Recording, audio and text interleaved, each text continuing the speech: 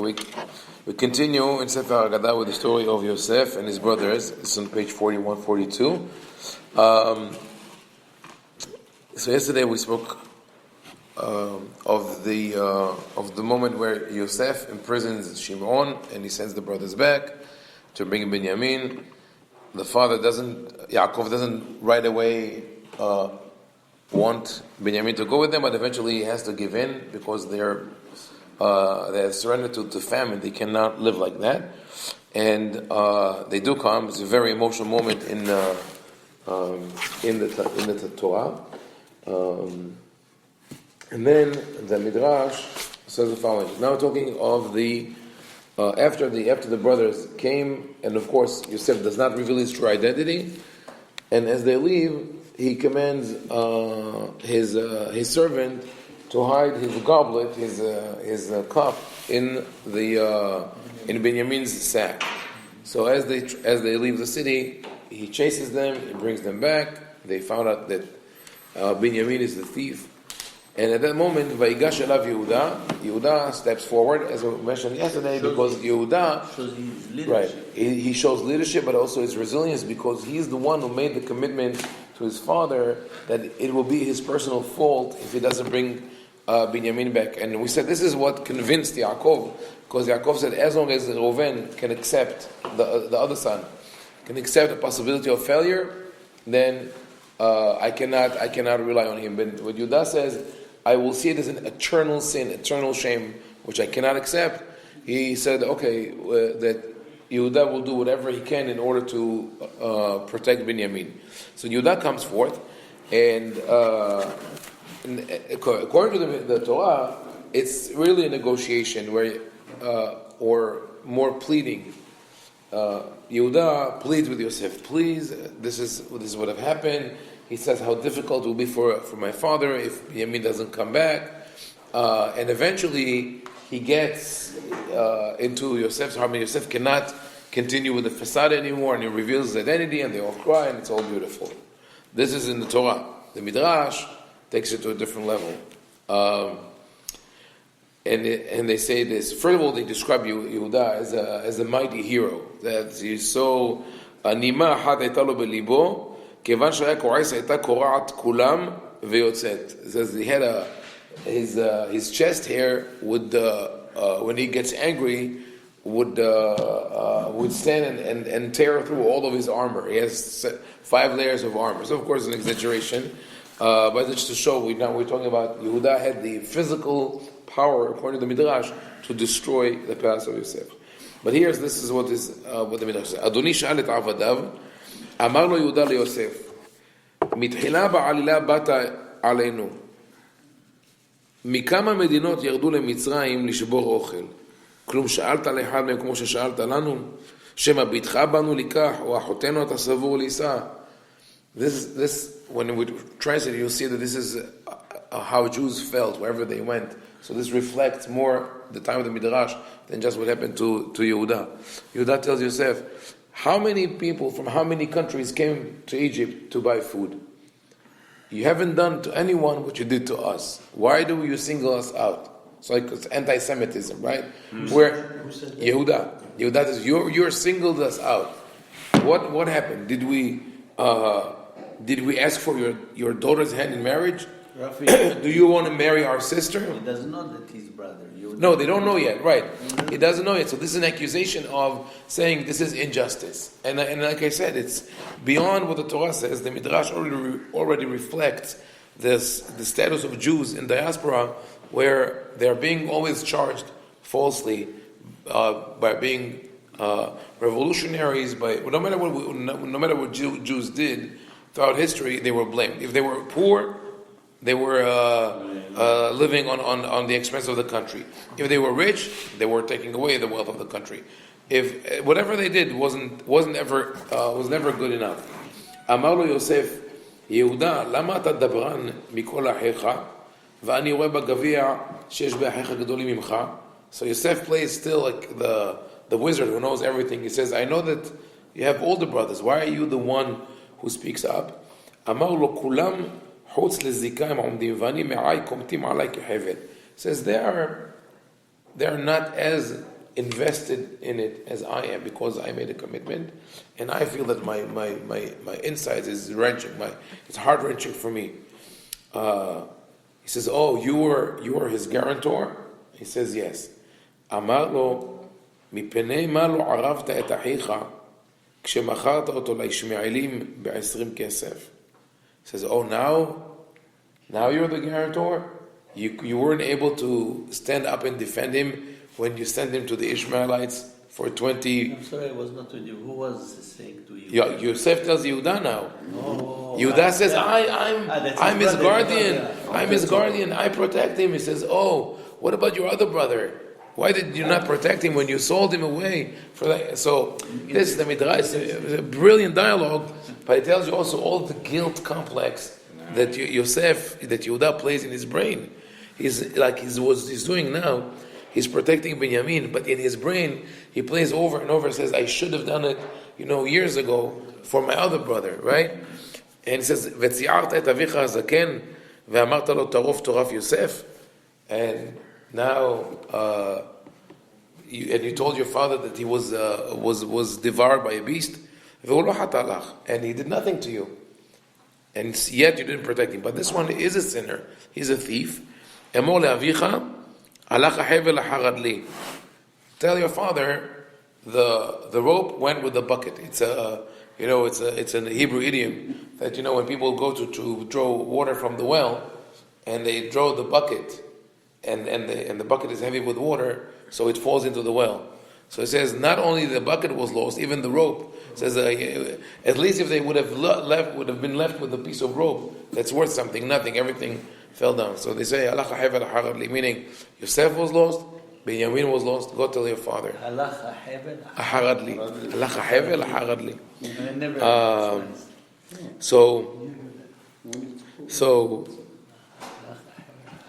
So they keep on arguing back and forth. Yehuda says, "I'm going to go to war." Yosef says, "I have my warriors." And then they keep on arguing. Yehuda says, "What am I going to tell my father?"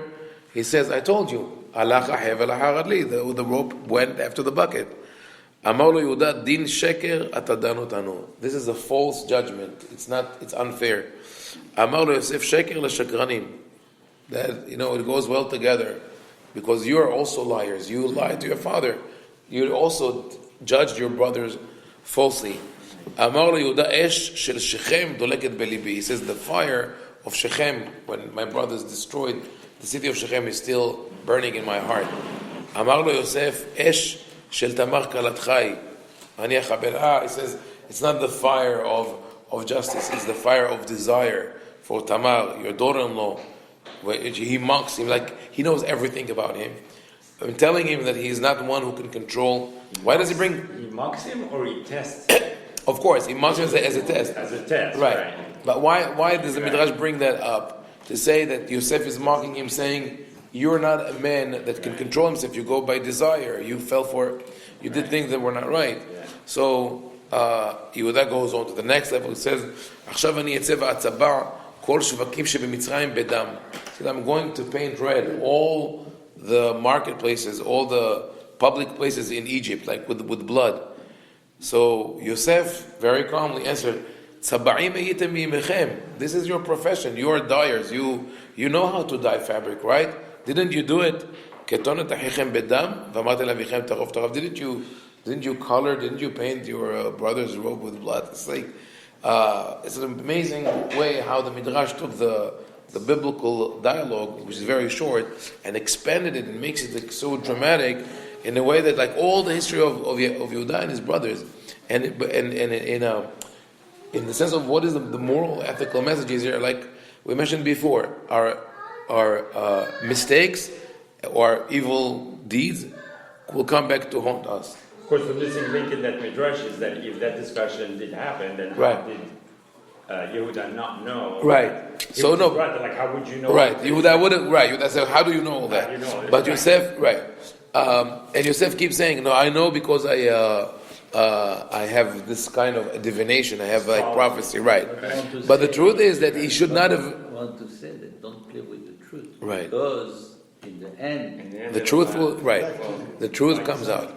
But the point is that really Yosef could not have known anything of Tamar, because that happened in Israel way, Canaan, after he was sold away. So either he had spies but it's not, the Midrash is not concerned with those little details. It's really weaves everything into this story. Kivan Shira Yosef. Now Yosef sees that he pushed them to the edge, and they're about to go to war, and people will be harmed. So, Amar belibo, mutav she'etvada lahem ve'al yahrivu et Mitzrayim. I'd better expose myself. I will reveal my identity before they destroy Egypt. So how does he do that? Why?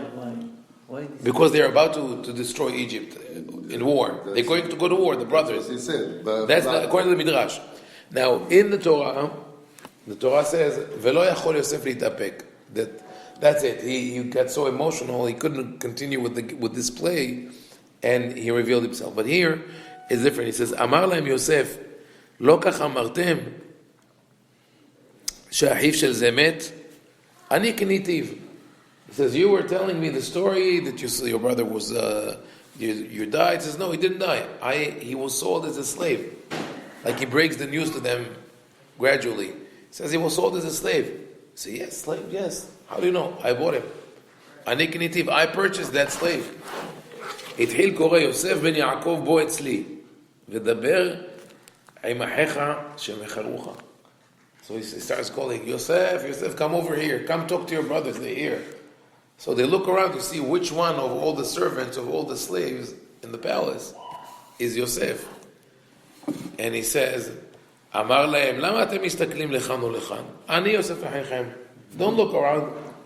It is I'm Yosef, your brother. מיד פרחה נשמתם ולא יכלו לענות אותו. עשה הקדוש ברוך הוא להם נס וחזרה נשמתם. So at that moment, from the fear that they had, their soul departed from their body. Basically, they died. And then God revived them. Now, one version of the Midrash says that after that, they were filled with embarrassment and shame, and they apologized. And another version said that they wanted to kill him, but the angels prevented them. But we'll go with the story of that they're really within this state of mind of shame and embarrassment and apology. And the interesting thing, like the Midrash says here, that their soul left their body. And in another place, the Midrash says on that verse, "Oy lanu miyom hadin, oy lanu miyom hatochaha." This is the day of judgment. That for the brothers, that day was the day of judgment. Why? Because this is the time, like Sammy said, that you face the truth. All of a sudden, the consequences of your actions, this whole ordeal in Egypt, they go they're accused of being spies, then they go back, their brother is in prison, they come with another brother, he's being imprisoned, now they see it's Yosef. What do they think? They think he's going to do away with them. He's going to pay them for everything they did. On the other hand, it forced them to review all their relationship with their father, to see that Yaakov suspects them of doing something wrong. They see that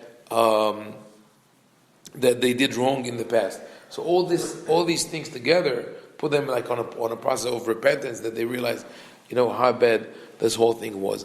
So, but eventually Yosef reveals himself, and it is all sort of like comes to a happy end.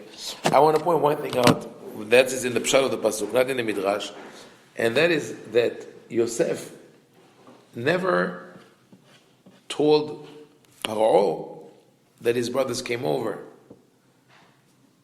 It was not Yosef who told Paro that his brothers came to visit him. It was a rumor. If you look at the pasuk, the Torah says that when Yosef was at that point that he couldn't hold himself anymore, Vayikra Yosef hotziu kol ish me'alai. He says, everybody leave the room. I want to have a private session with them. Velo amad ish ito bitvada Yosef el had. There was no one there when he introduced himself, right? And then they cry and all that, and it says, "Vayishma'u Mitzrayim, vayishma' bet Paro, v'akol nishma' bet Paro lemor ba'u achei Yosef." Everybody's like, what happens? After this whole dramatic encounter, And Yosef says, okay, out, shut the doors. What do you think when they go out? What do? They all they all peep to the door, trying to hear what's going on. And they hear them talking, and he says, I'm your brother, and they will hug and kiss each other.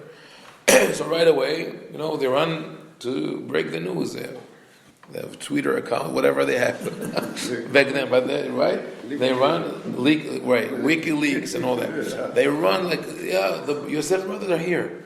Why didn't Yosef alert Paro previously? He could have told him that, today this and that is going to happen. Or, before he even introduces himself to his brothers, he calls one of his servants and he gives them a secret mission, go tell Paro this and that.